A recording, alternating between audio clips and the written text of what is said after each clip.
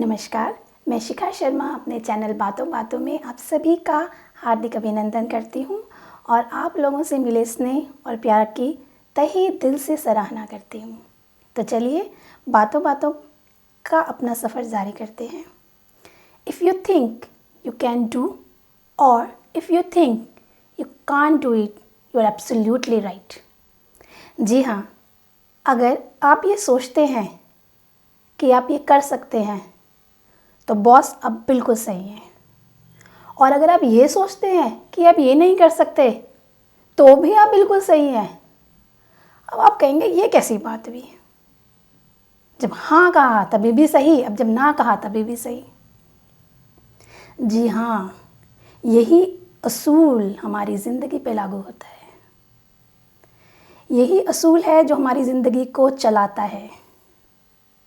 ये सोच कि मैं कर सकता हूँ या कर सकती हूँ या नहीं कर सकता या नहीं कर सकती ही एक्चुअल में आपके हाथ में एक ऐसी शक्ति है जो किसी भी काम को अंजाम दे भी सकती है और नहीं भी।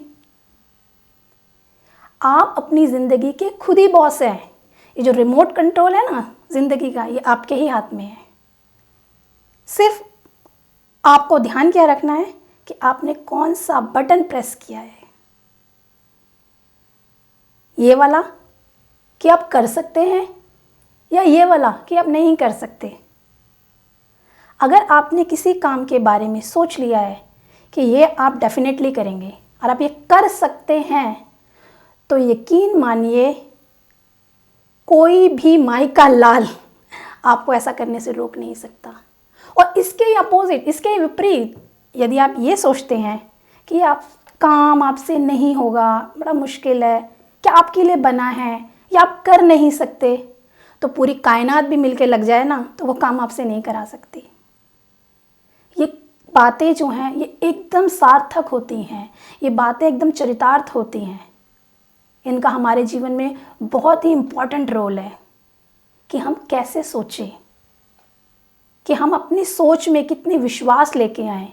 जितना विश्वास हमारी सोच में होगा, हमें काम करने की उतनी ललक मिलेगी, हमें उतना हौसला मिलेगा, उतना पॉजिटिव एनर्जी हमारे अंदर आएगी और हम उस काम को डेफिनेटली कर पाएंगे।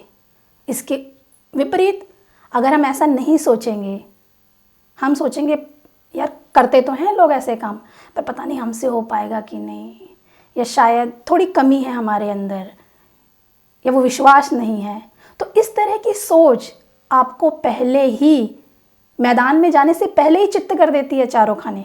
फिर आप कितनी भी कोशिश करें, आपका प्रयास कभी भी सफल नहीं हो सकता। इस बात को मैं एक एग्जाम्पल से बताती हूँ अपने जीवन का।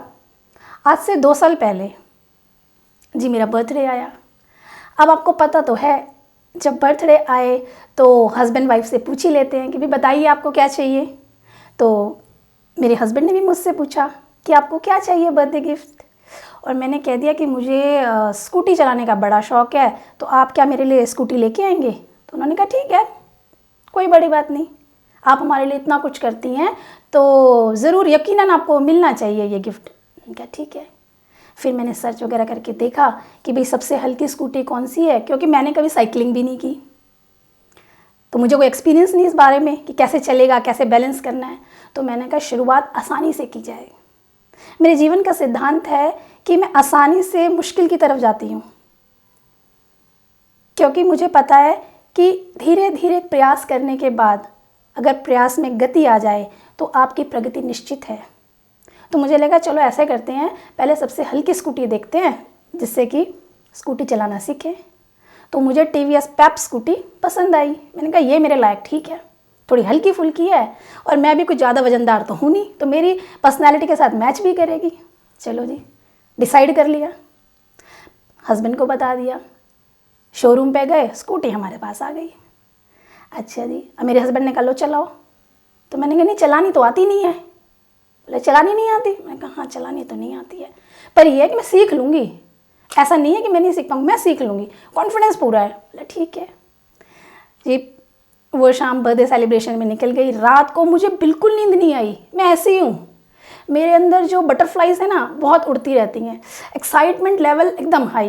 यार स्कूटी, सपने में स्कूटी चल रही है, पूरी रात नींद नहीं आई, पर मैंने स्कूटी से पूरा गुड़गावा छान मारा। जितनी गलियां मैं जानती थी ना, मैं स्कूटी में दौड़ती रही। सुबह हुई, फटाफट अपना काम वाम सब करने के बाद अपने हस्बैंड को बोला कि चलिए आज स्कूटी चलाने चलते हैं, आप मुझे सिखा दीजिए। उन्होंने कहा ठीक है, आप इतने उत्साहित हैं तो ज़रूर मैं आपको लेके चलता हूँ। हम दोनों चल दिए। 10 मिनट के भरकर प्रयास के बाद, बड़ी शिद्दत से सिखाने के बाद मेरे हस्बैंड को ये महसूस हुआ कि इनसे नहीं हो पाएगा क्योंकि हैंडल यूं यूं यूं यूं हैंडल ऐसे हिल रहा था जैसे कि भूकंप आ गया हो। डर भी लग रहा था, पता नहीं क्या हो रहा है, पता नहीं क्या हो रहा है। उसके बाद जैसे तैसे 10 मिनट हमने प्रैक्टिस करी, हम घर वापस आ गए। उसके बाद मैंने सोचा कोई बात नहीं, आज इतना सीखा है, कल थोड़ा और ऐसे ऐसे इम्प्रूवमेंट करते करते 1-2 महीने में तो मैं सीख ही लूँगी, मुझे कोई जल्दी नहीं है ना। आसानी से मैं पहले सिंपल टू कॉम्प्लेक्स में जाती हुई मेरी आदत है, तो मैंने कहा कोई दिक्कत नहीं है इसमें, बॉस आप कर ही लोगे। पर अगले दिन फिर हस्बैंड को बोला कि चलें, तो उन्होंने अपने हाथ खड़े कर दिए। भाई परफॉर्मेंस ही ऐसी थी अगले की, हमारी परफॉर्मेंस ही ऐसी थी कि उन्होंने अपने हाथ खड़े कर दिए। उन्होंने कहा भाई ऐसा है, तुमसे ना हो पाएगा। मैंने कहा ठीक है। और एक्चुअल में बताऊँ तो मेरा मन भी यही कह रहा था कि मुझसे नहीं हो पाएगा यार, गलती कर दी, गिफ्ट ऐसा मांग लिया है जो इस्तेमाल ही नहीं हो सकता। और अब यकीन मानिए, लेडीज़ जो होती हैं उनकी आदत तो ऐसी होती है कि वो बचे हुए खाने को भी ना फेंकती नहीं है, वो तो उसको भी नई नई रेसिपी में बदल के इस्तेमाल करती हैं। और यार मैंने इतनी बड़ी चीज़ ले ली अपने लिए और मुझसे इस्तेमाल नहीं होगी। इतनी सिरदर्दी मुझे ज़िंदगी में कभी नहीं हुई।